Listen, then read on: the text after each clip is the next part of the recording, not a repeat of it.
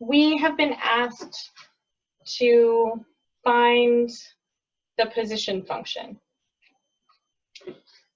Well, the first thing that we need to know is the relationship between these. So in general, if I have a position function, then I would take the derivative of that to get my velocity function.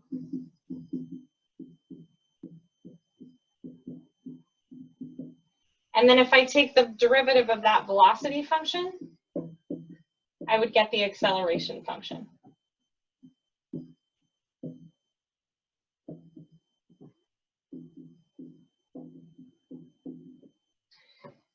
Which means that what we've actually really been told is that our second derivative of the position function is sine t plus 3 cosine t. And then we're going to work backwards, finding antiderivatives to get to that position function. From our acceleration function, that means I know that our velocity would be the integral of sine of t plus 3 cosine t. The antiderivative of sine is negative cosine. And the antiderivative of cosine is positive sine.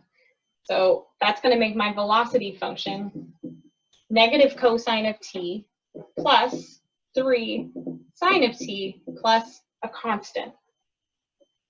This is an initial value problem because we have been given the initial value for the velocity. So I know that when t equals 0, our velocity has to equal 2. And I'll plug those in now to come up with a value of c. Replacing our velocity with 2 and replacing t with 0, I'd have negative cosine of 0 plus 3 sine of 0 plus a constant. Well, cosine of 0 is 1 and sine of 0 is 0. So I've got 2 is equal to negative 1 plus c, or that c must be equal to 3.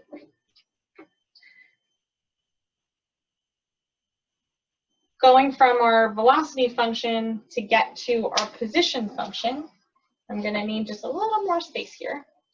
To get to our position function, I know we're going to need to take the antiderivative, or the integral, of that velocity function we just found. So I'm looking at negative cosine of t plus 3 sine of t plus 3, because we know that that's the value of our constant.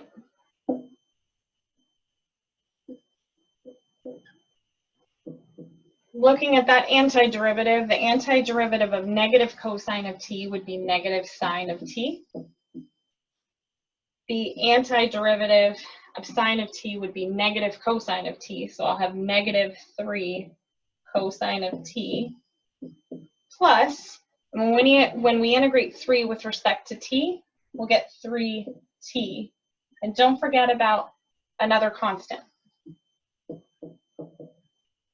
Because we were told that our initial displacement was 0, that's saying that when t equals 0, s is also 0.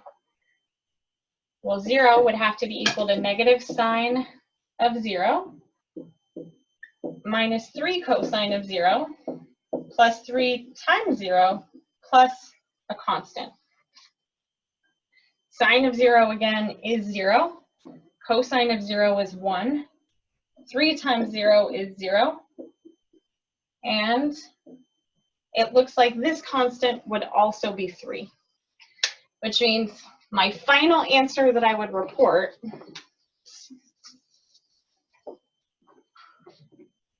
is, I think I can squeeze it in diagonally here. So our position function would be negative sine of t minus 3 cosine of t plus 3t plus 3.